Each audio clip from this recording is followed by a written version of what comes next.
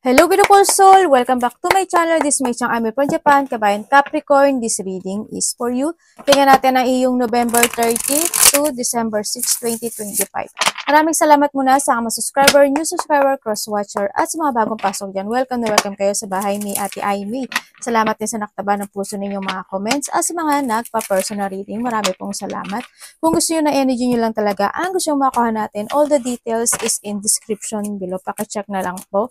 General reading tayo, kunin mo lang ang sayo at itapon ang hindi naman sayo. Maaring vice versa, energy mo, energy ng person mo, energy ng malapit sa puso mo, nangyayari or mangyayari pala. Use your own intuition, lawakan ang inyong isipan, energy, kunin natin. Ano man ang gender mo, ano man ang edad mo, lagi yung tatandaan na wala sa bara ang inyong kapalaran, kayo pa rin ang makapagdedesisyon nito. Gawin yung guide, yung mga warning sign na pwedeng lumabas sa atin. I-reverse nyo yun in a good way, in a positive way. Hindi siya negative. Ano siya, warning siya ha, para magkaroon ng positivity in life. Kung gusto nyo na positive lang, gusto nyo madinig, hindi po ako yung channel na yon. Kasi sinasabi ko, yung nakikita ko. Energy niya. Capricorn. Huwag nyo ipilit ha, kasi marami kayo energy sa mundo nito.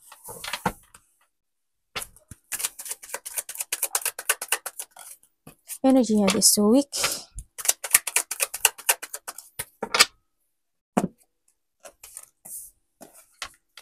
Energy mo this week, merong isang sitwasyon na hindi stable sa'yo this week. Ganyan. Siguro may mga halimbawa, meron kang gustong umpisahan, may gusto kang gawin, may gusto kang aksyonan, may gusto kang i-movement, may gusto kang lakarin, ganyan. Hindi siya stable. Ibig sabihin, hindi ka-sure doon sa bagay na yun, kung mangyayari siya. No? Nadan ka sa point na yun. Sa iba naman sa inyo, is may mga lungkot or may mga disappointment ka na mararamdaman this week. Pwedeng gano'n. Halimbawa, madi-disappoint ka sa trabaho mo kasi is, alam mo yun yung pagod na pagod ka, pwedeng gano'n. May mga mapanghihinaan ka ng loob. May mga sitwasyon na pipilitin mo. Yan. By this week. Yan. Magpipilit ka sa bagay na yun. Yun na nakikita ko dito. And then, iba dito, ano yan, mga lakad. Malayo man o malapit o sa travel situation ako nakita. Ano kayo, 30? Yan, 30. Yun ang nakikita ko. Siguro by 8 minutes, 8 weeks, 8 days, 8 weeks, 8 months. Pwedeng ganun. Ako nakikita. Or less pa. No? Kasi andito rin si full kasi. Kumbaga kasi wala nga kasiguraduhan yung bagay na yun. Yun ang nakikita ko sa dito. And then also makakaramdam kayo this week. Actually, hindi stable. Sa iba dito,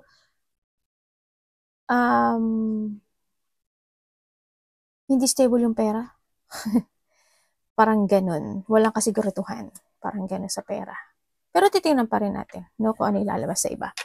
Nandun ka rin sa sitwasyon mo, siguro makakaramdam naman ng disappointment or parang you feel something missing when it comes sa sarili mo. May mga bagay ka na hahanapin by this week. Yan. Parang hahanapan mo o hahanapin o may hahanapin ka. Hahanapin mo yung sarili mo, hahanapin mo yung sitwasyon, basta may paghahanap ng mga bagay-bagay. May ganun. Tingnan natin ang parating. Anong parating kay Capricorn? Parang nandun ka rin sa sitwasyon na parang gusto mong lumaya sa isang sitwasyon sa buhay mo. You want mo ng you want to start something, ganyan, o you want mo ng freedom, parang ganun.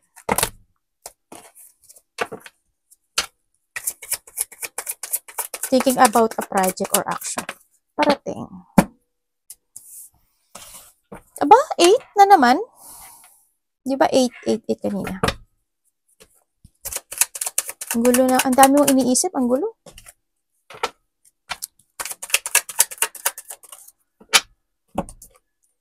Parating sa, Galileo, this week. This week, ang parating sa iyo, may delay eh. meron kang i-delay or ika-cancel or madi-delay or maka-cancel by this week. Yun na nakikita ko sa'yo. And then also, may mga sitwasyon na magkakaroon ka ng mga bad timing kasi, ganyan-ganyan, ganun-ganun. Parang, yun, ganun na nakikita ko. Yun ang mga parating sa'yo. May mga out of control situation. May mga sinasabi na parang mahigpit, paghihigpit, or naghihigpit, parang ganun. Ang nakikita ko, sa iba ha, hindi naman lahat. Also, parating sa'yo is, may family, ako nakikita, either ikaw ito, or may tao na someone in a part of the family na magkakaroon siya ng lungkot pagdating sa sitwasyon. Yun ang nakikita ko. Pwedeng ikaw ito sa kanya or ikaw siya ito sa'yo. Pwedeng ganun. May mga sitwasyon na either madi-disappoint, hindi magkakaintindihan, o kaya itong tao na to, ano lang siya, may mga sitwasyon na gusto niyang sabihin, or ikaw to ha, gusto niyang sabihin, may gusto niyang sabihin sa'yo pero hindi na lang niya sinasabi. Pwedeng ganun. Or ikaw may gusto kang sabihin sa kanya pero hindi mo masabi. Mga ganun sitwasyon, ako nakita. May mga unexpected situation happen by this week. Yan, unexpected a blow of emotions. Ikaw or someone into your life. Pwedeng may mga kalungkutan, conflict, malaki man o maliit yan. May mga depression, unhappy situation, pwede rin na nalilito or malilito, ganyan. Or may mga intense situations sa iba. May mga sitwasyon kasi na you want to success. May mga sitwasyon na you want to recover. Ako nakikita sa iyo. Pero sa iba sa inyo may merong kasiyahan na magaganap. Ibig sabihin, may celebration, kasiyahan, may mga lakad, or sa travel din ako nakikita dito, malayo man o malapit ito. Or maybe you're thinking about something, traveling, malayo o malapit. Pipilitin mo itong sitwasyon na to. Pero walang kasiguraduhan eh. May mga kikimkimin ka rin daw. You're feeling trapped, you're feeling stuck in a situation. Magpo-focus ka sa painful na sitwasyon. And then also, may mga frustration also by this week. Nagkakaroon ka ng victim mentality sa iba or may mga self-imprisonment. Yun ang nakikita ko sa iba. Parang may mga sitwasyon din na parang hindi mo ma-accept. Yan. Yun.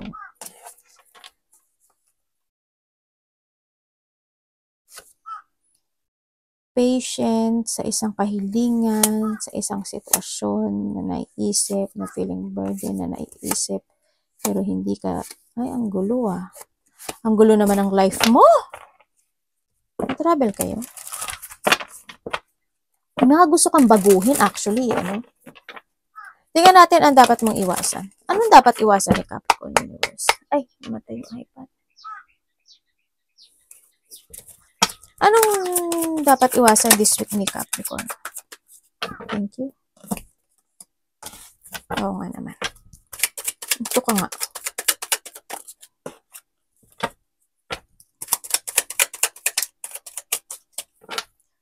Okay, iwasan mo. Iwasan mo, syempre may panghinaan ka ng loob. Isa yun. Diba?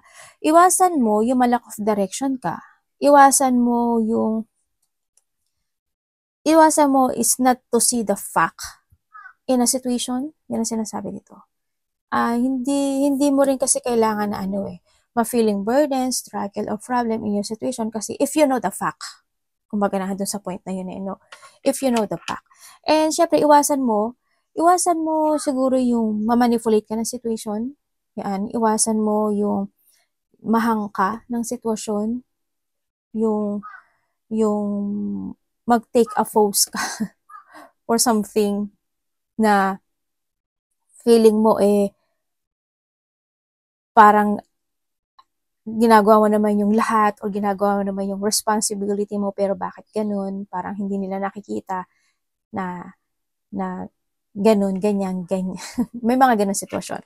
And also, iwasan mo na lang yung thinking about doon. Iwasan mo, syempre yung mabigatan ka sa mga meron ka sa ngayon. kailangan lang is tapusin. Kumbaga, no? Yan, kung kailangan mo ng suporta or support, you need to talk. You need mo rin humingi ng suporta or ng advice with someone, no? Siyempre, iwasan mo yung hindi ka lumaya o bumitiw sa isang sitwasyon na you're stuck. Ganyan. Yun ang nakikita ko dito. Not to letting go something into your life. Halimbawa, ano ba yung pwede mong i-let go? Hindi ko naman sinabi na i-let go mo yung trabaho mo. Hindi na yun.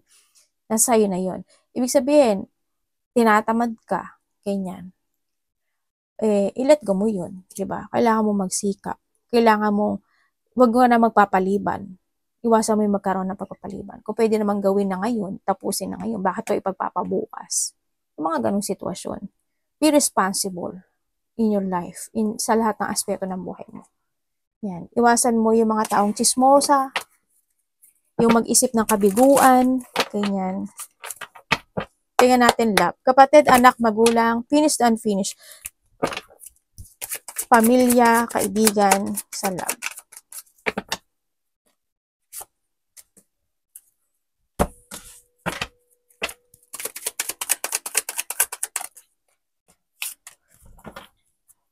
Okay. When it comes sa love, by this week, kung kayo is, ay may bata. Dalawa anak mo? Dalawa, tatlo? Dito, either dalawang anak or tatlo. Or may isa rin eh. Yan. Do chika doon.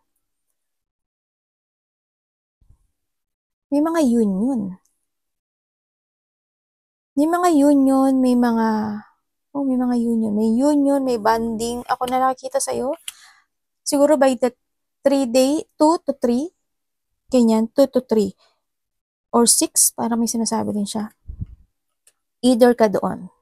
Yan, 2, 3, 6. Yun, may mga union, may mga bonding situation ako na nakikita dito. May mga happiness.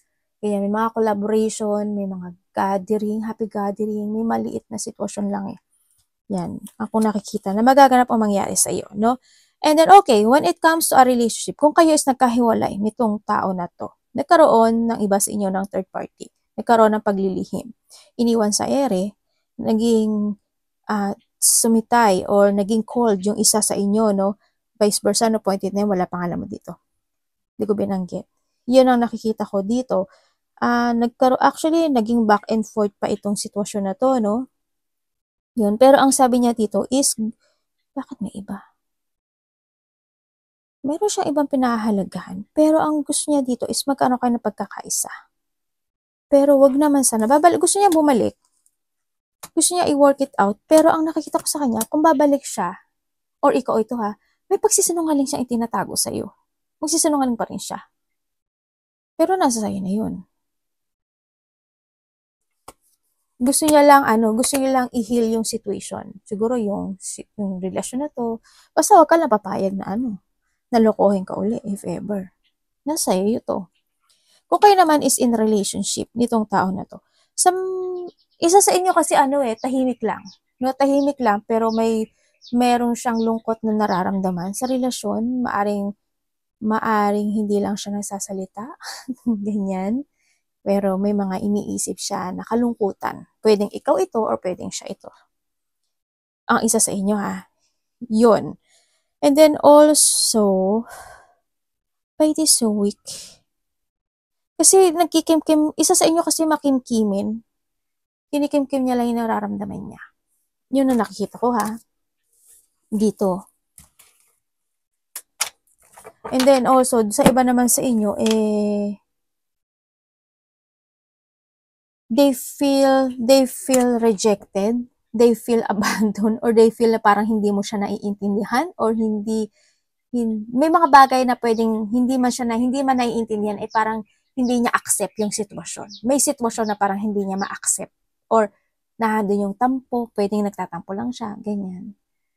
Yan na nakikita ko. Pero hindi ko naman nakikita yung pag-aaway, pero kasi siya medyo quiet and tahimik lang din, no? Itong tao na to. Or maybe this is you. Sa iba naman sa inyo, kung may third party dito, yun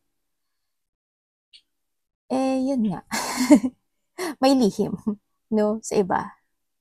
Yun, baka, pero kung wala naman sa tingin yung third party, hindi sa inyo yan. Sa iba, wala naman third party.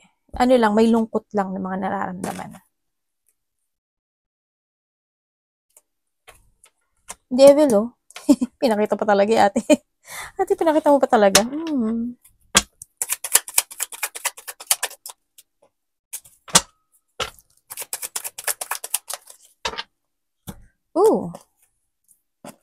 Mag-ingat ka.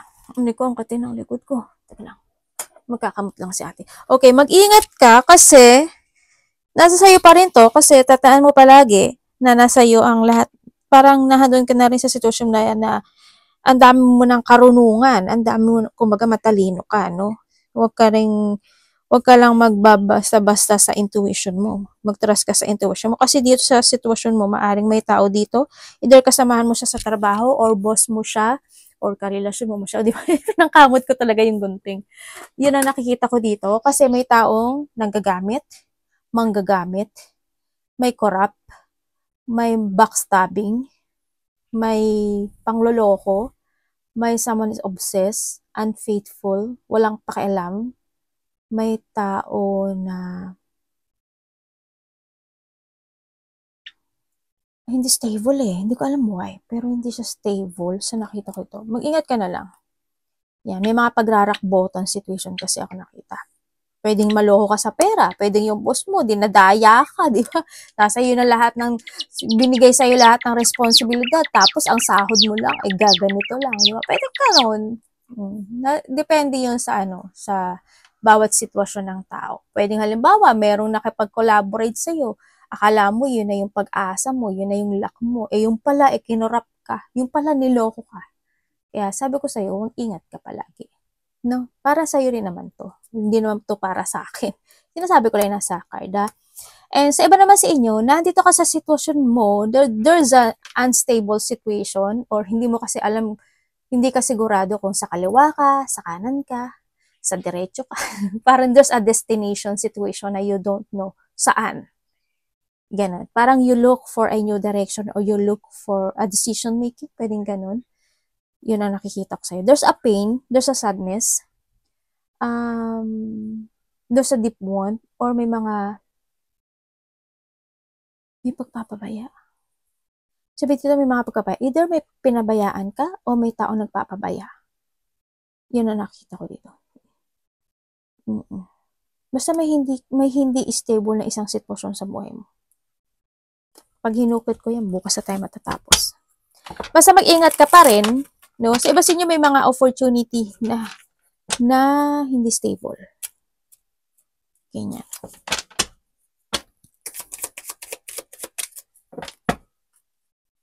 May taong matigas ang ulo. May taong matigas ang ulo. May tao na ay, anak, pinupuan mo yung kamay naman. May taong matigas ang ulo at unfaithful. Ano ba yan, anak? May tao rin na makasarili. Table na naman.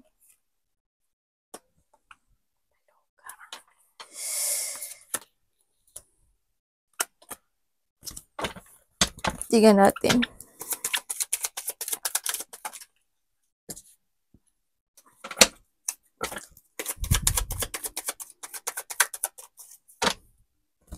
May mga sitwasyon na hindi ka makapagpasya, no?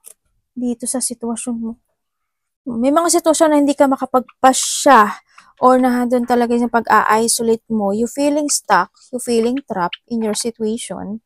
You feel toxic also sa sitwasyon mo. And nandito ka rin sa sitwasyon mo na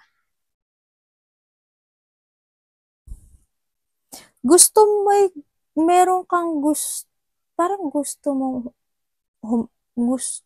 himiwalay, gusto mong magdesisyon. Parang ganun, gusto mong hiwalay, gusto mong pasya, gusto mong magdesisyon sa sitwasyon, pero hindi mo alam paano. Parang nandun ka sa point na yun. Yun na nakita ko sa iyo, ha. And then also, sa iba sa inyo, is dito sa sitwasyon mo, may tao ako nakikita na matigas ang puso, may kalupitan, nagahari-harian, nag-entitle actually. Diba? And may tao na parang ako yung may alam, ako yung may karapatan, ako yung dapat sundin, may mga ganun. Or, yun nga, entitled situation. Or may taong nagiging tanga.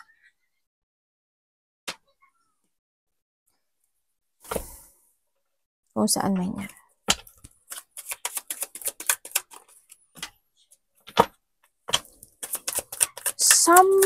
Meron din nag-a-avoid no? Parang someone's avoiding something.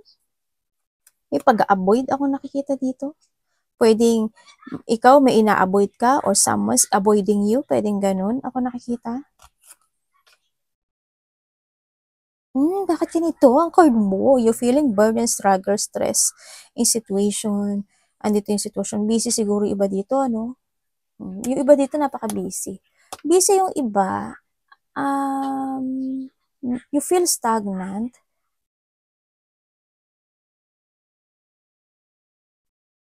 May tao na ayaw dito. May tao na ayaw cooperate. Parang ganun ang nakikita ko. Either sa trabaho mo to or ikaw ito, ganyan. Or kasi may mga sitwasyon din na kahit gusto man natin makapag-cooperate pero hindi pwede. 'Di ba? Kasi busy tayo.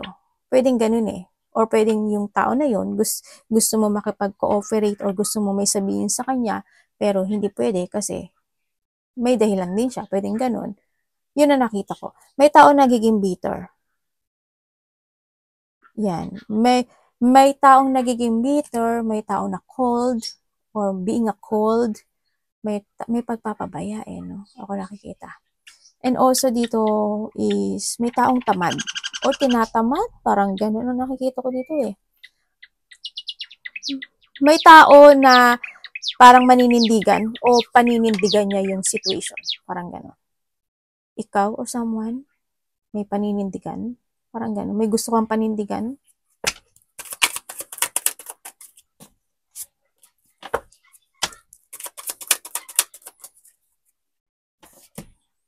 Oh, okay. Okay, may babae na makipag-usap sa'yo, a mother figure, sa nakikita ko dito. Magkakaroon kayo ng pag-uusap related to a travel, malayo man o malapit, or may pag-uusapan kayo related to money, or something dealing o partnership, or may collab kayong dalawa, para may pag-uusapan kayo to talk, may mga idea na gustong gawin, parang gano'n ang nakikita ko dito. May mga gusto kayong i-pursue, or itong tao na ito may gusto siyang i-pursue. Yan. May tao dito na makikipag-deal sa iyo or makipag-collaborate, partnership, pag-uusap. Ganyan, may mga bagay na may gusto siyang ikaw ito or siya, parang itong tao na to gusto rin niya ng clarity for something. Yan. Gusto niya magkaroon ng kakausapin kanya to clarity something, parang ganun na nakikita ko eh. Sa iba sa inyo or maybe this is you. Yan. And then also, may sasabihin, iba dito is parang may tao na makipag-usap sa'yo na parang there's a plan situation, na may mga plano kayo na pag-uusapan sa iba. Plano or sa teamwork. And sa iba naman sa inyo is merong connection sa isang tao na malayo sa'yo. Pwedeng nasa distance, nasa probinsya, ibang bansa, or kalapit baryo. Or may mga thinking about something. Tulad sabi ko nga, traveling. Paulit-ulit naman si ate. Yun. May bibigyan ka ng effort and hard work for something this week. Yan, para may mga i-develop, may ma-masterin, or meron kang parang may ganun. Oo. May mga situation na pufukusan and you want to commit doon sa bagay na yun. Arigato namaste, God bless.